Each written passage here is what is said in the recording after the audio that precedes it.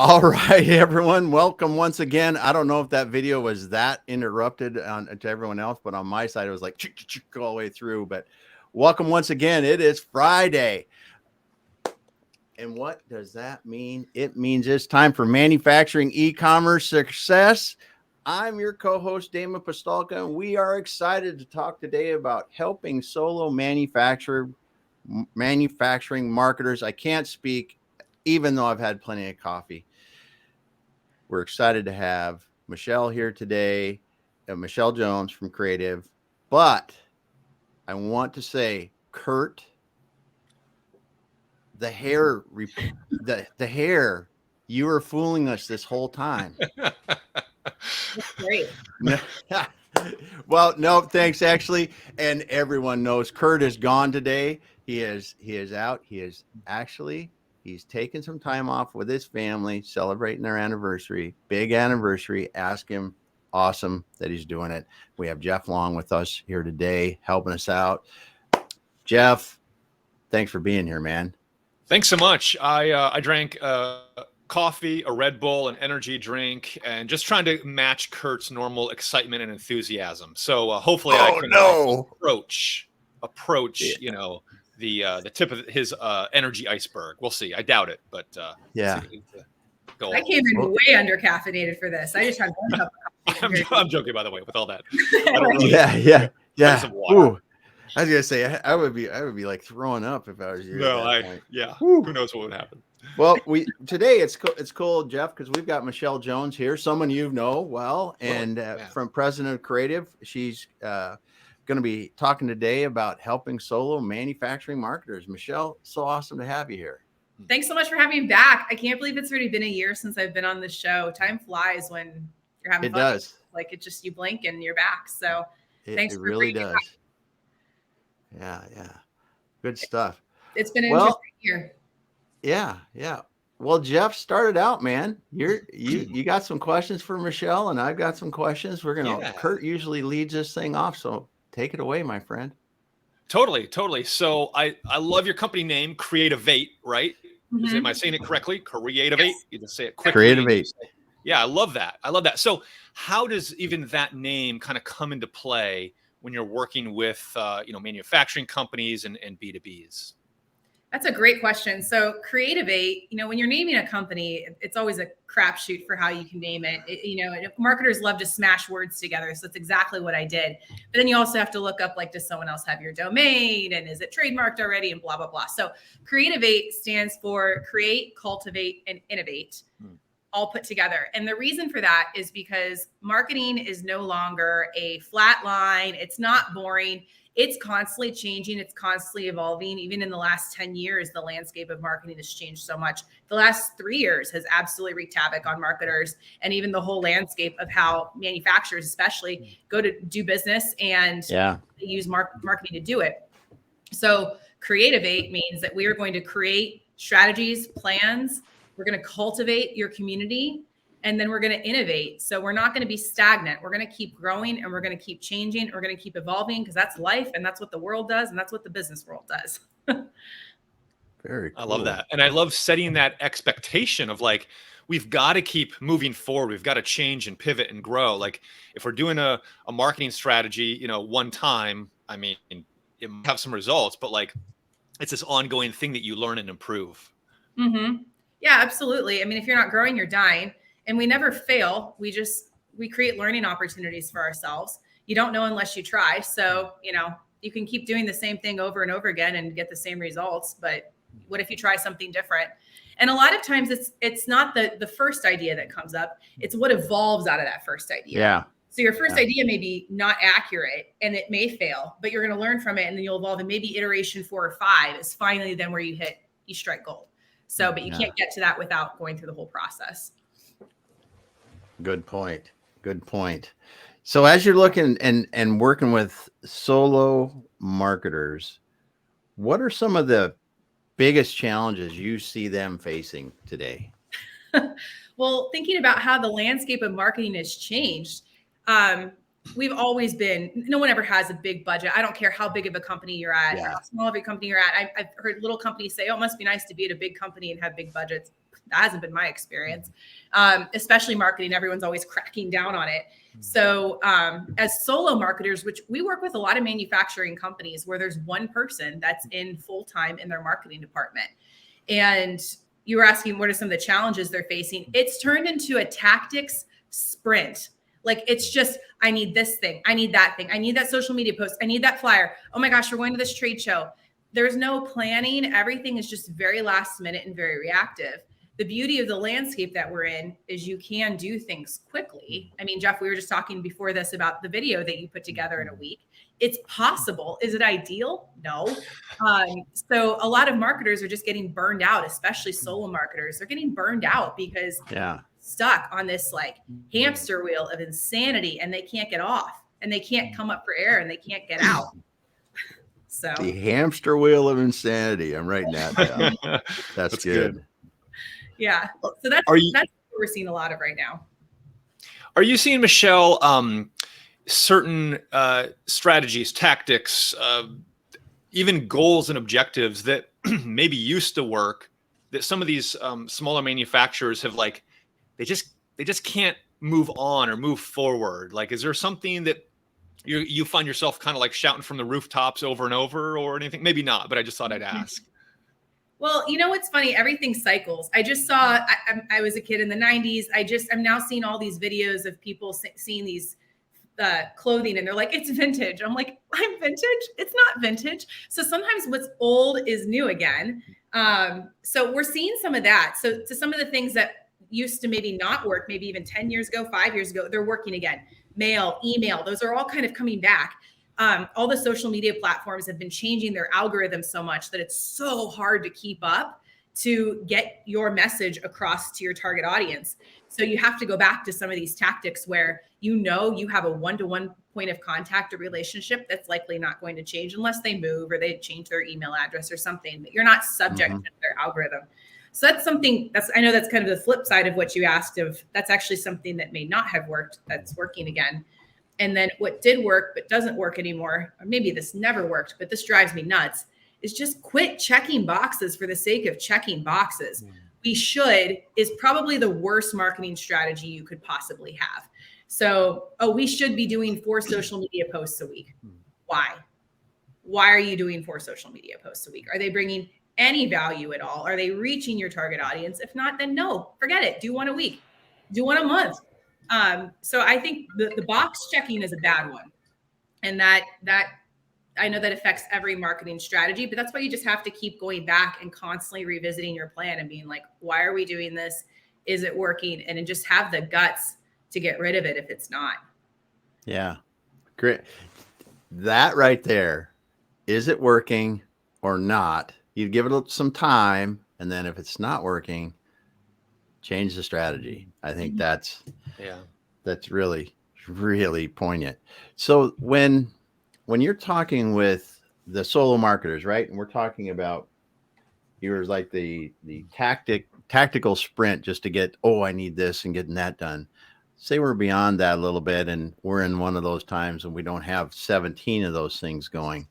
What are some of the baseline things that a manufacturing marketer, where should they start?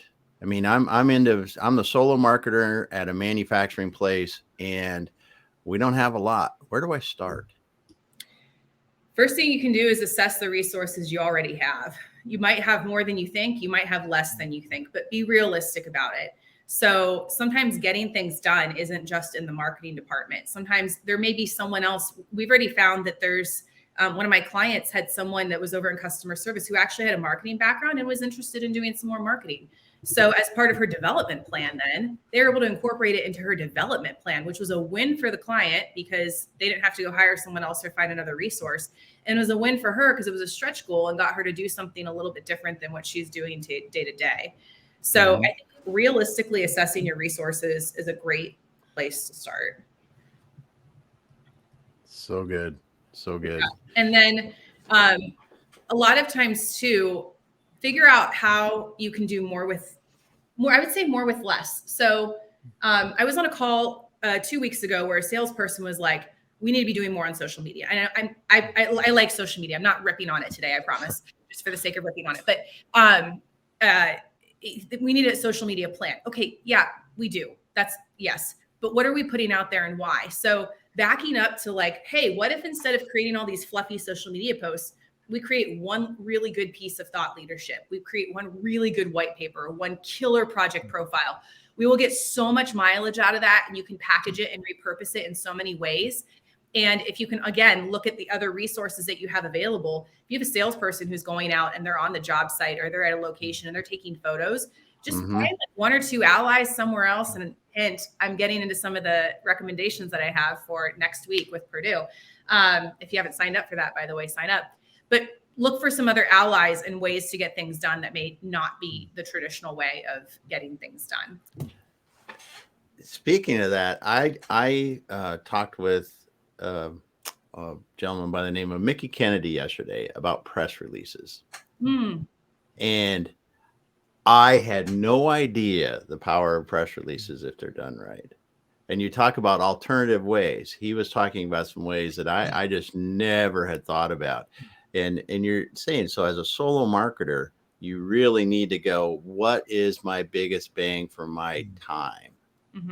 It's just because you can't do it all. And like you said, they may be under pressure. Hey, we got to be on social media. Well, you're not on Facebook. You're not on Instagram. You're not on LinkedIn. You're not on Twitter. Well, where do we need to be? Like you said, get the 1 or 2 places you need to be, if that's even what you should do. And then get your key things done. Get the key things done first. And by the way, too, you do have a program coming up at the Purdue MEP, correct? Yes, next Thursday. Okay, so we'll share the link to that in the comments here. But yeah, so that'll be great that people can get into the details and some of these other things about it. But awesome. So we're assessing, we're working on some of the right things. What is probably going to be one of the things that is going to be the toughest challenge for these solo marketers? I can't speak anymore. I think it's coming up with that balance of getting things done, but then also taking the time to take the step back and show the results. So for example, if you're setting up KPIs and you're setting up what you need to be doing for this year, it takes time to also pull those types of metrics together and then actually report and deliver them out as well, but then also adjust and incorporate the input. So I think that's probably the biggest challenge. And what you were saying earlier, you just said a second ago, Damon, too, about we need to make sure that we have ways. We're all agreed. It makes it a lot easier for us to agree upon why we are doing something or we stop doing something. If we've all previously agreed on, for example, who our target audience is, if we can then it becomes less of a, well, I think we should be on Facebook. I don't think we should be on Facebook. It's more of a, we have predetermined that our target audience does not hang out on Facebook. Therefore, we are not marketing there. And it shuts down that conversation because people forget. We have our little, lizard brains and we forget things very, very quickly. So that helps neutralize that conversation a little bit. Good point. So Jeff, what you got going? What we got for questions today here? You see this stuff as well. I'm probably not as familiar with you, so I don't jump in and interrupt. Maybe Kurt and you kind of talk over each other. So I'll try not to do that. But that's all right. I love this topic because obviously so many manufacturers are this profile, right? It's a one-person marketing, or maybe it's sales and marketing even together, or their salesperson is doing their marketing. However that flavor looks like. So, Michele, how do you, when you come in and maybe your first, working on a small project or getting your foot in the door, just kind of feeling out the company, like what are some of the questions you ask or the things you talk about to kind of understand both their needs and what they can actually do in-house versus maybe what you can take off of their plate to make it easier for them, easier and more effective probably, right? So how do you have that conversation? That's a great question. Another one of my favorite phrases is marketing is not done in a silo. So you can't come in and just say, oh, we're just going to do this little segment of this little thing. And this is where my company is a little bit different. And I structured it this way after being on the client side, working for manufacturers for a decade, because I was like, I need someone who sees more into the business because they will help me make better decisions. So we ask a ton of questions about sales, path to market, future growth goals. What are the challenges they're facing in the marketplace? What are products that they're coming up with? What are their customers looking like, doing, changing? How's that landscape changing? So we really get into we get all up in your business about what's going on in your business, because it helps us be better. Yeah, that's so important, because you can miss key things that can make a huge difference in marketing that the people in the business, because they've been doing it so long, or it's just something they always do. It can be a key factor that helps to differentiate and really provide more value in the eyes of the customer that they may not be highlighting. Mm-hmm. Yeah. And the other thing too is then when we say we want our clients to be customer focused, and if you're our client, we're customer focused on you too. So we want to look at what are the resources that you're currently using? What contracts do you already have with video partners like Jeff, or with search engine optimization? If you have any kind of niche or very specific companies that you're already engaged with, let's talk about that. Do you like your printer? Are they doing a good job for you? Yeah. Yes or no? Because marketers, I think, tend to come in and they just want to blow everything up. Hey, let's do a new logo. Hey, I'm going to bring all my people in for you to work with. We're just going to start all over. And so we want to be very cognizant of the fact that you're in this place in marketing for a reason. You got here for a reason, and there's a reason behind why everything was done this way. So we try to understand it before we just come in bull in a china shop and just upend everything. And we want to make sure that we are aligning and maximizing the resources that you already have in place. Yeah, that's awesome. Well, I'm going to show a few comments, then we're going to go to you, Jeff. So Valerie, here we go. Marketing is everyone in the business. There you go. We got Joshua. Look at this. Super important to determine who your customer is and work backwards from there. And look at this. So many people waste time creating messaging for the wrong crowd. Yep. Mic drop. Yeah, that one is. Joshua, you got a mic drop there, because listen, how many times have you worked, and I'm going off topic a little bit, but how many times have you guys worked with people, business clients, and they want to say their message rather than what the potential customers want to hear? Oh. Yep. We could have a whole day on that. I mean, word, I don't know, probably, I mean, both of you probably tackle that in different ways, but Michele, do you find that the reason I asked, are there certain things you are continually shouting from the rooftops? One of them for me is, companies, they're really good at making awesome products. They do have good people. And so sometimes they talk more about, we do this, we are this, we, so it's this constant battle of hey, talk about what your customers care about only, right? And so I'm curious how that comes into play with some of the companies you work with, and how you either delicately talk about that, or maybe you just go all in and be like, hey, stop it, right? It's not about you, it's about your customers. How do you balance that? And I'm sure you two have experience with this too. It's fun getting a little peek into all these companies and how they operate. And it's amazing who has their act together and who doesn't have their act together. It would surprise you. It would shock you. Just because they're a big multi-million-dollar company does not mean they're well-structured, well-resourced, and they have their act together.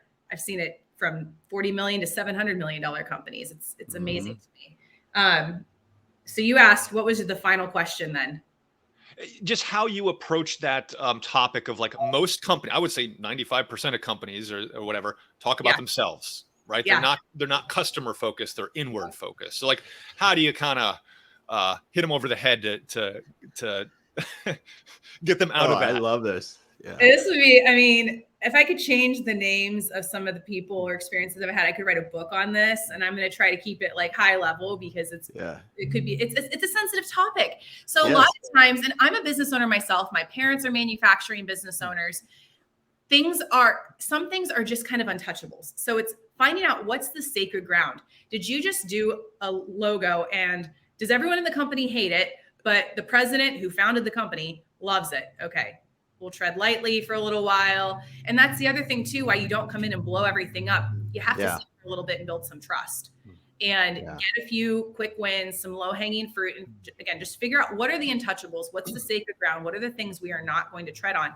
But sometimes you do have to have that conversation and say, look, like, I know you're really attached. And this is where speaking with a lot of empathy, crucial conversations, like it's not about business anymore. It's a personal thing. And so you have to have really more of a personal conversation about, how it's going and listen really, really intently as you're having that conversation. Because if you don't, you can make a really big mistake. That's awesome. That's awesome. Well, Jose's got a great, the question he asked, why are you in business? To start the conversation. I think that's a really good one. That's awesome. Then Nancy, helpful for client to understand they are marketing their prospects. This is something, that can go down that road a bit too. But I just want to thank Joshua for that awesome questions. I want to say, John, great to have you here. Duvall, thanks for having you here. We got Nancy, we got Probir, we got a bunch of people. Valerie, Ingor, who else? I'm missing people. The comments are just flying in today. Yeah, and Valerie is solo marketer, so that's good. Got David, Nelson coming in from Ghana. Wow, nice. And Noosu, Sheena. I'm trying to get through them here. Ashu, man, there's tons of comments. Michele and Jeff, you're drawing them in today. I love it. Awesome stuff. So, Duvall does the Allison DeFord. Yes. Your website. Yes, I should have given her credit. Yeah, Alice, I love that comment of, does your marketing or website or whatever have too much wee in it, right? Our friend Allison DeFord, that's kind of her quote that I normally attribute to her, and I just had a Friday mental moment there when I didn't. So totally, that's her thing. I love it. Well, I had one more thought about that too. You can use the wee, like, it's all about you. It's all about you. It's not all about you. It's what your customers do or what your customers' customers do. It's not about you. So one of the things I like to do as a marketer is I use that as an opportunity to strengthen relationships with clients. So I'll work with sales team members and say, hey, as a manufacturer, you're in sales, which customers have been customers for a really long time and for a good reason? And do we want to strengthen that relationship? Or what are customers that we have that we could use an opportunity we need an opportunity to strengthen it a little bit more. And you want people to fall in love with you, sit them down, take them to dinner, have a customer fly-in day, whatever, and ask them genuinely, what do you see in us? What's it like to work with us? What are our products like? Who are your people? I mean, and they will be loyal to you forever if you take a few nuggets of what they say and implement them. So that was one other thought. And we have one of our mic drop moments right there. Boom. I throw one in there, Yeah. That silence.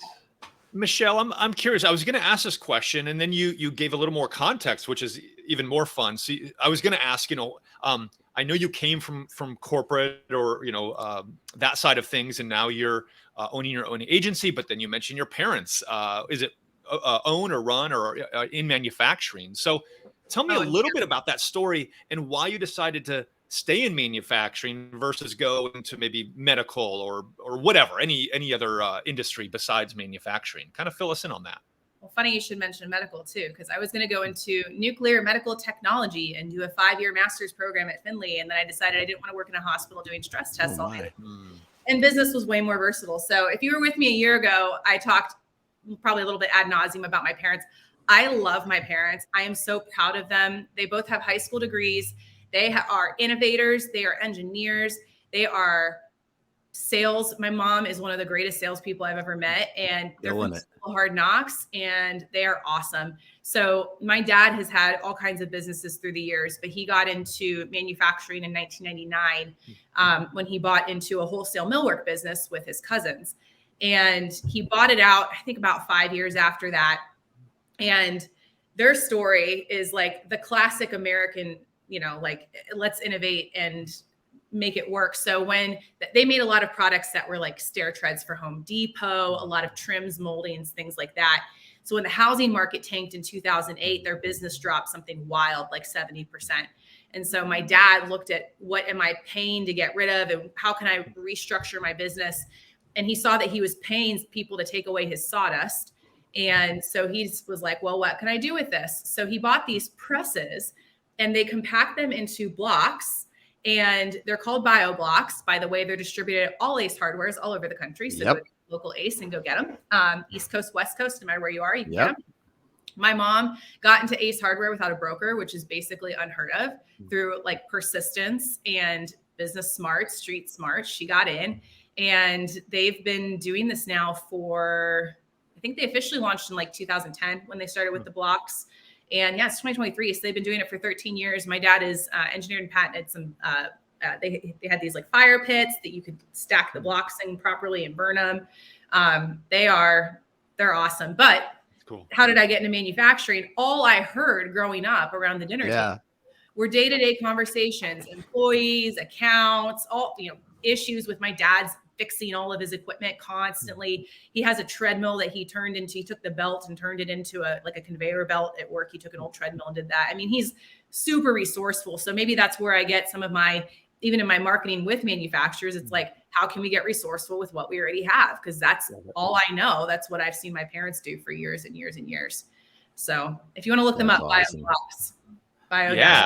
That's super interesting. Just a week or two ago, I was in kind of a new client type of situation at their facility, and they were just asking me about me and my company. And I said, one of the things that makes me unique, and it sounds like you're similar, is I'm obviously a marketing person, but I'm more entrepreneurial, right? So how do we use, some of the existing tools or something in a different silo or something to our advantage, or, what new service or system can we create? And so I love that kind of entrepreneurial attitude that your parents have. And to me, that's what makes America great, right? It's figuring out, okay, we've got all this silly sawdust around.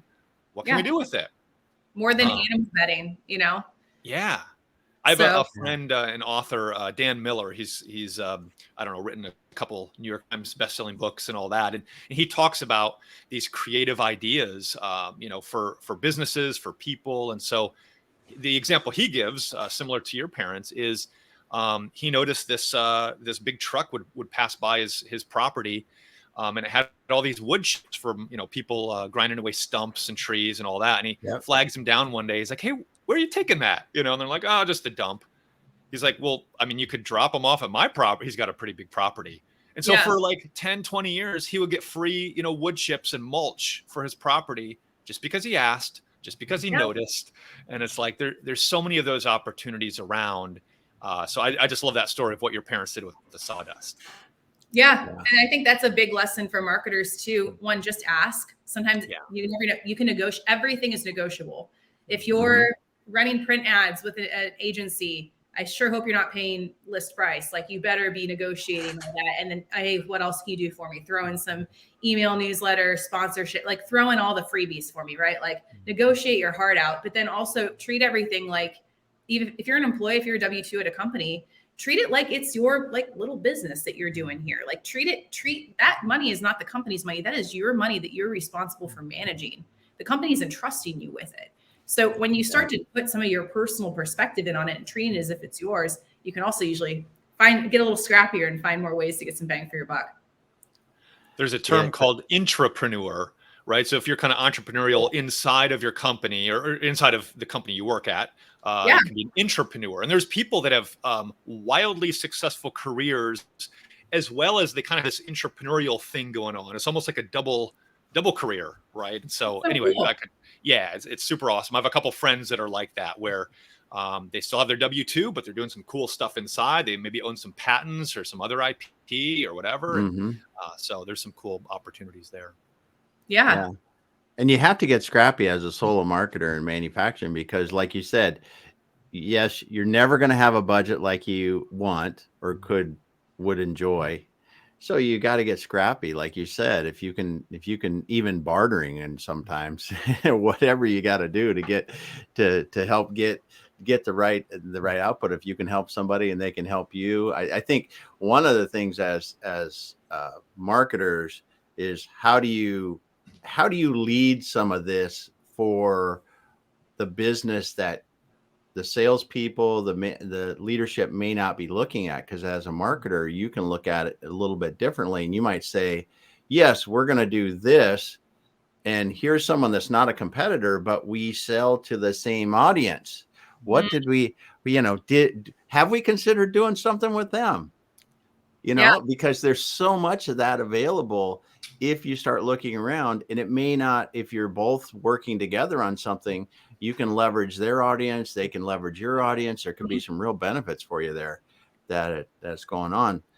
That's a great yeah. And as I was listening to you talk, Michele, the one thing that came up is that having an outside marketing voice, I think, for a solo marketer is really key, because if you don't, you're like every entrepreneur / business owner that doesn't have some sort of advisor, helper, board, whatever. You get up and look at the mirror every day, and what are we going to do today? Well, it's what I think I'm going to do, or what my boss thinks should be doing, or what, and in that case, whereas an outside advisor could help you just with what you said there, in that fraction of a bit about, well, if you're going to do print, you should be negotiating, you should be doing this, you should be doing that. Well, that can mean a significant difference in where my budget goes, or how we spend what we spend, and where we're really effective or not. Yeah. It's cool. And sometimes, I mean, we used to jokingly say, like, oh, your opinion could be right, or your insight could be right, but you have to have an outside consultant come in order for it to be true. So sometimes we can do that. We can back you up. But Yep. Good point. And sometimes it's, so for example, I was a college athlete.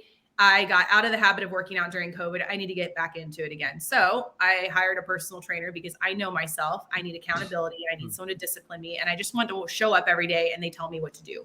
So we do that same kind of stuff with, which I went this morning. I'll go back to myself. Nice. But basically, we can do that. You do the same thing in marketing by having an outside resource. It's tough sometimes to hold yourself accountable and have that discipline. So I do that. I have some clients that all I do is jump on a call with them once or twice a month. We set goals. We talk through goals. We talk through any hiccups or roadblocks or things that they're experiencing. It could be culturally, it could be personally and professionally. I'm not going to call it coaching, because that's not really what it is. But if you're a solo marketer, it's tough sometimes being in an office by yourself, where you're the only person who has that marketing perspective. It's just nice to bounce ideas off of people. My mom calls me all the time. She does all the sales and marketing for her company. And she's like, hey, does this Facebook post sound right? And I'm like, send it to me. And I edit her and send it back. She's like, oh, that's so much better. So sometimes you just need another brain just to talk to. Yeah. And I think, like you said a while ago, Michele, like because you're working with different companies, you see what's working. You can cross pollinate. You can do these things. Whereas sometimes a single person marketer in a manufacturing, they've got so much on their plate. They don't maybe have time to look up, take a breath, see what the new tools and strategies are, and go from there. So you are that. You have that for them. Mm-hmm. Yeah, I say marketing's like an iceberg. Above the water, you see all the output. Yeah. You see the pretty website, and you see the nice flyers, the good trade show booth. But underneath, you don't see all the stuff that it takes to seamlessly make all those things happen. And I think most of the time, marketers, we spend all of our time literally underwater at the bottom of the iceberg, and we only get to pop up for air sometimes to see the final output of the nice shiny objects that the rest of the world sees. Or we're like ducks, paddling like crazy underwater, but we're, smooth gliding across the top. I mean, there's a million analogies for what it's like to be a marketer, but that's great. Yeah. That's great.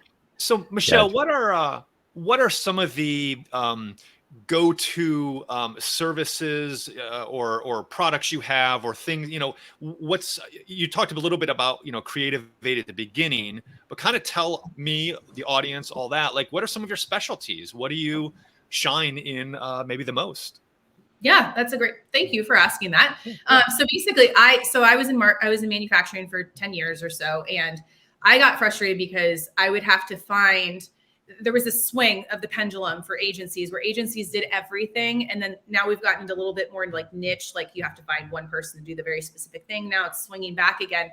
But I was forced sometimes into these big retainers with agencies where I used a fraction of their services. So I was paying for a ton of crap I didn't use. Paying for a ton of stuff I didn't use.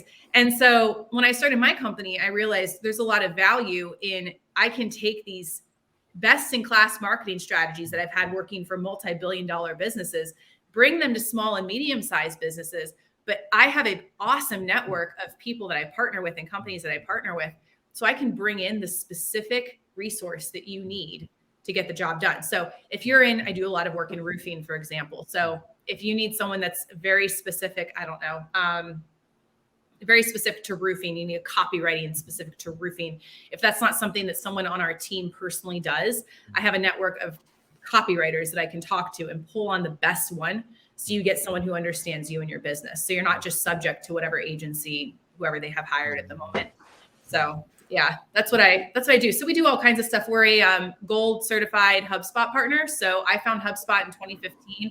I love it because it helps me as a marketer. It helps me roll up all my efforts into one like nice little report dashboard, and I can quickly see how campaigns are performing and all that. So we're a gold HubSpot partner. So we do a lot of inbound marketing strategy, but then also some of the tactics and execution as well. So Nice. very cool. It's whatever sounds fun, you know? Yeah. Well, it is interesting how you said marketing has changed a little bit from the big marketing agency that we're going to do everything for you back a bit more into the specialized, because for manufacturers, right, you really don't need everything. Mm-hmm. There's probably 2 or 3 key things that are really going to be big for you.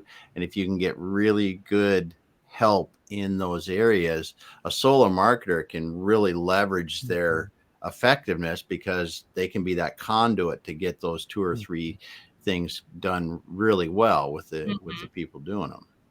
And it can be costly to hire the wrong groups or vendors until you spend all, not just from a money standpoint, but from time. You're a marketer, your time is limited, and you do not have time to be going through 3 different vendors until you find the right one. You got to bring someone on, get them up and running as soon as possible, and get them going. So yeah, it can be costly from a number of perspectives.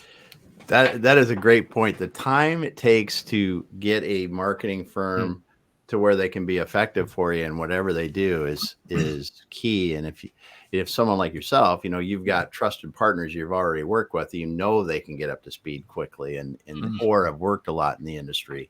Like you're talking about roofing.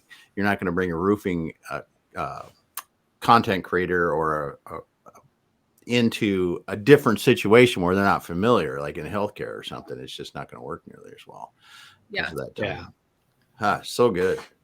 Jeff. Yeah. I think so. Talking about that specificness of, whether it's roofing or just manufacturing as a whole, I think that's key, right? So, in fact, that's kind of one of the reasons why I went into that niche, which is a pretty big industry, right? But it's like, they're good people. Manufacturers are making cool stuff. They're good people. They like to work with their hand. To me, it's like the best of everything. And so I think I want to tell a little story about, you mentioned how some of these big agencies charge a lot of money. They give you, you might only use a sliver of what they're offering. I was doing some work with a firm out of Louisville a couple years ago, and they had this big website, and we were talking about taking it over and enhancing it, doing all those things. And so when we talked with the high fancy agency that was, had a downtown office and all that in Cincinnati. Well, their point of contact for their website had been kind of moved over from one person to the next, and then that person left. And so by the time I was trying to sort out the mess, nobody really knew where some of these key details were, because like the agency was so big, they couldn't really, I don't know, have that personal touch, right? And so I think agencies like yours, Michele, mine, of course, that's something that you offer, is that personal touch of like, they're not getting lost in the move of this person, that person, whatever. So where do you, with all that being said, like where do you see in the next few months, few years, whatever, like where is marketing going for manufacturing companies? What are some things that these solo manufacturing marketers can be thinking about, can be maybe skating towards the puck as it's going there, to use the old Wayne Gretzky analogy?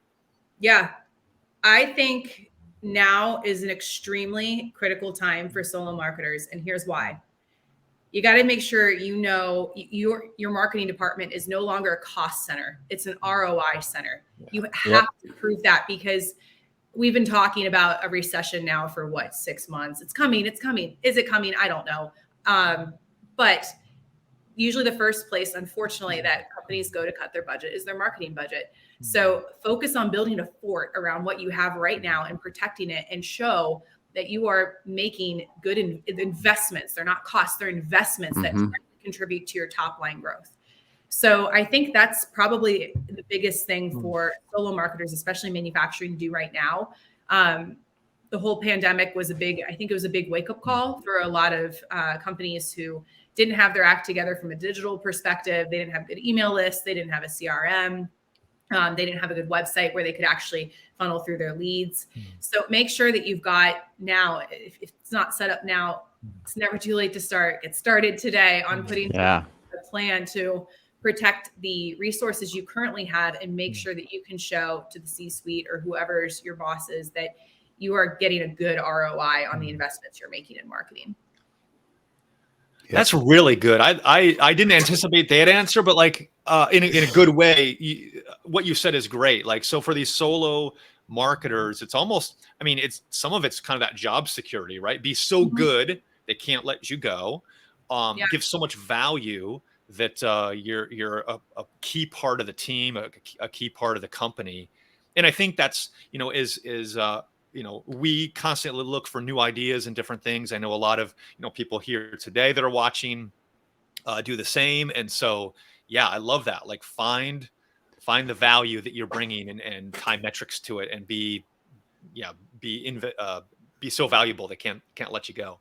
Yeah. It used to be hard though, too. It used to be hard to go, okay, we're doing this and attribution. Where did this lead come from? Where did these sales come from? And I think companies like HubSpot and others have really made it much easier for marketers to go, okay, this campaign developed this kind of, or this effort produced this kind of result. And you're right. From the executive level, the people that I work with, they want to understand that. They want to understand, hey, we'll spend more and more marketing money if I can see the results. You can show me concrete results from it. We'll keep spending more money, because that means if we're doing it right. So I'm going to spend $1, I'm going to make some money on it, and I'm good. I just keep doing that until it doesn't work anymore. Yeah. But if you can't tie those to results, it's a huge thing. It's a huge risk at the executive level. It's a huge risk for them to take, and they're going to be risk averse. Yeah. And if you can show that too, it builds confidence in your skill set. It shows confidence that you get the bigger picture vision of what's going on here, not just in your company, but in the world, and that you understand the importance of your role and the money that you are being given to spend now. And that just helps build future confidence, career growth, all that stuff. I mean, all these things, all the things tie together in some way, shape, or form. So I know that's kind of like not like, smiley, sunshine, rainbows, unicorns, but it's just, I think it's a reality of where we're at right now. It is. Companies didn't have fabulous, especially in building materials. They didn't have great Q1s. So I'm seeing a lot of companies right now just being a little more cautious about their spending. But I have a client that's doubling down on their ads for PPC, because they're seeing the ROI on it. And they're like, you know what, if we want to grow, we know it's going to cost this much per lead. We're seeing good leads come from the source. We're spending more money there. And that's exactly what they're doing. So kudos to them. Yep. And right there, they know that their spend is creating revenue, that's creating profitability. You tie that together, like you said, and it's an easy decision for a business owner or executive team to make. And it's so critical in marketing to be able to do that now. And it's only going to get more critical as we move on. It's because everybody wants to look at every dollar they're spending and make sure they're putting it in the right place. Yeah. No one likes flushing money ever. Yeah. In life, we don't like to flush. We like to keep it. Yeah. Not at all. Not at all. Yeah, I want to bring up, Jose has this amazing question here for you, Michele. Yes. What's your take on AI, specifically for solo marketers? Yeah. Man, we made it about 45 minutes in and didn't talk about AI. That's got to be some kind of a record. Yeah, it's like usually the first 30 seconds. Yeah, it's like AI. So the question was, what about the impact of AI for marketers? Yeah, here you go. What's your take about AI for solo marketers, positive and negative? Great question. AI, as we've seen, can be incredibly powerful, and if used properly, just like anything else in life, the internet, social media, if used properly, it can be extremely powerful. If not, it can be very, very poor. So in terms of solo marketers for AI, I would encourage them to lean into it. There's a lot of power that you can access from that. It's not going to be a replacement really for anything right now. But, if you need a blog post and you need just like, you want to start with a blank piece of paper, go get ChatGPT or Jasper or something to like help you start to put together an outline for it. It'll get you, halfway there, and then you can fill out the rest of it. And that's a big time saver. Yeah. The other thing too is like headlines. If you need different email subject lines, go ask for a few different ones. You can A/B test them and then see which one's best. And it may be, again, this is where you're a solo marketer, so you only have your brain to think of these things. One of these AIs may throw out some type of subject line that you would have never thought of to do. And then it ends up performing even better than you thought. But again, then you take that learning with your brain and you then can apply it to future stuff. Some of the pitfalls of it, just be so careful with the copywriting and the videos and the photos. I know you can be like, create a spotted unicorn on top of a roof, in the rain with small children. Like you can do all this stuff, but the reality is it's a gray area right now. So just be very cautious when you're using it for that. And also, just because it comes from AI doesn't mean it's right.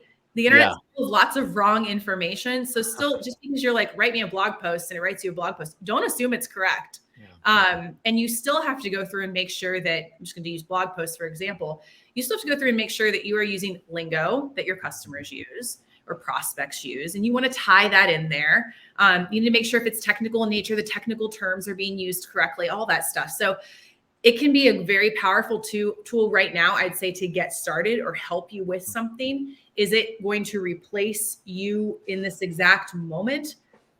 No, but you can use it as like another resource. It's another tool to get things done if you use it properly. Yeah, I agree. And I heard someone say this the other day, because this is one of the things I have heard people thought that they could do with the AI is, well, my website text doesn't really, have the SEO content or the right keywords in, like, well, I'm just going to use ChatGPT or something like that to rewrite it. And the conversation I had around this was that, we can tell if it's AI. There are things that can tell if it's AI written. And if you don't think that Google's not going to be in the near future, or is not already, searching your blog posts and everything else to see if they're AI written or human written, they will be probably, because they've got a history of the way they want to, what they want to deliver to people. And it's, as a solo marketer, this could be a huge thing, because it might be pretty easy just to dump the text in and let it spit it out and put it back. But like you said, whatever comes out, you have to fact check, you have to edit to make it sound like you are really doing it. Not make it sound, so make it sure it is you that's really agreeing and putting the content out. Yeah. And truthfully, I've been blown away by some of the stuff it's done. Like, some of the information it cranks out can be very technical in nature. And I'm like, how on earth did it really like the niche of a niche topic and pull information together and make it a coherent article? It's amazing. Yeah. When I think it goes back to what we just talked about just a few minutes ago of like staying ahead of the curve and being more valuable, right? So if you're a solo marketer, get as close to revenue as you can. Find, different opportunities maybe that AI can't touch yet or whatever. And so, we always have to keep adapting and growing and changing and adding more value. And for some people, that's really difficult. I mentioned for me, I love that kind of entrepreneurial stuff, and so for me, I've kind of created different Certainly, like I'm known for the video value bombs thing and some other type of things where I've kind of created and branded this idea that's different. I mean, it's not 100% unique. Obviously, nothing is, but like it's kind of, it makes you known or whatever. So solo marketers can do the same thing. They can create stuff within their company to create value for their company and get closer to revenue. Yeah. What a funny one I've seen are headshots. So as marketers, it's tough to get good headshots. If you're like, okay, sales team, we're going to put together more professional profiles. The stuff you get back, or even like photos and email signatures, I'm like, good Lord, where on earth did you think this was a good idea? Why did you think I don't want your child's drawing of what you think you look like. I want of you. And so sometimes you can take what you're given. And now with the headshots and AI, you can say, okay, put this person in a, blue suit jacket with a white shirt and it'll do it. Which can which can save you a lot of time and headaches. And stuff. You can actually do that in Canva now. You can just go in and like you highlight the area that you want to have changed and it'll change it for you. Yeah. So that's where it's like, it is kind of that I might have no problem ethically doing that because I've asked someone for a headshot 3 times and I've gotten everything but a professional headshot. I need help. So yes. Well, it's like anything. The tools are going to be, if they're useful for some things, but they're not going to be useful for everything. Yeah, that's the best way of putting it, Damon. You're so right. It's good. Well, we're getting near our end here, and Michele, awesome having you today. Always good.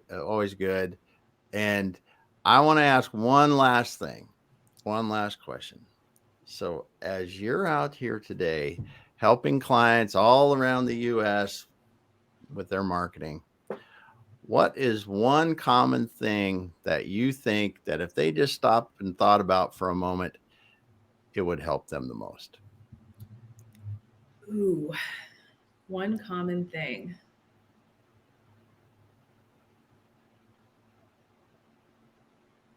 I would say being realistic about how people perceive your brand, how people perceive your company, what you can get done. Like, just be realistic, please. Like, don't think you're going to set realistic goals, sales goals, marketing goals, whatever. Just be realistic. And then kind of along those lines too, be authentic. Stop trying to be something you're not. Authenticity shows. It's so people connect with brands that are authentic. So be authentic to your brand. Stop trying to be something that you're not, and run your business authentically and realistically. So that's my. I know here's one little tiny thing, but it's kind of like a whole philosophy and a whole. It's awesome perspective. So yeah. Jeff, any parting thoughts today? 2 simple, short things. So first of all, tell us your website. Yep. Grow with Creativate, CREATIVATE.com. Awesome. Grow with Creativate.com. Okay. So it's Grow with Creativate. So yep. Perfect. And then lastly, I know you touched on this before, but tell us a little more about the Purdue webinar you're giving, topic, time, etc. Give us a little overview of that. It is next Thursday. I'm sure we can post a link to where you can go to sign up. But the whole session, so it's through Purdue's manufacturing extension program. If I screwed up that acronym, please let me know, and I'm so sorry. But it's through their program, and they put together some awesome content, awesome webinars. I'm honored and excited to be a part of this. Next Thursday, I believe it's at noon or 1 p.m. Eastern. I need to look on my calendar and see. But there's a place that you can go to register, and like I said, we'll give you the link to that. I believe it's free. Would love to have you join, and I'll go through in a more formal way, kind of a deep dive into marketing for solo marketing manufacturers. So marketing for solo marketing for I'm tongue-tied, you guys. It's been 55 minutes. I'm like, yeah. Solo marketers. We're going to be talking about solo marketers. So it's going to be targeted. Very good. But whether you're in manufacturing or not, it's how to get maximum resources with, or maximum results with minimal resources. Awesome. Well, we're going to drop the link in the comments here in the LinkedIn post as soon as we get done here. But Michele, thanks so much for being here today. Just appreciate you stopping by. Thanks for having me. This is fun as always. Good. Thanks everyone who tuned in. Great comments and questions too. Thank you. Yeah. Wow. We did. We had just so many great comments. I think I've gotten to everybody that we have. Dr. Easley is in here too. And think Jose, lots of great questions. Andy, I missed you. Faizan, thank you. I think I said it right, hopefully. But Jeff, thank you for helping with the co-host, man. You came in, dropped some great questions, helped us out. It was a blast. I'm honored to be the substitute Kurt Anderson today. Hopefully I did a good job for him and tried to touch the iceberg of wisdom that he is and excitement. So yeah, he's a good guy. He's missed. You did, my friend. And if people don't know you, Jeff Long, True Focus Media, what's going on with you? Yeah, so we're a marketing agency for manufacturers, similar to Michele here.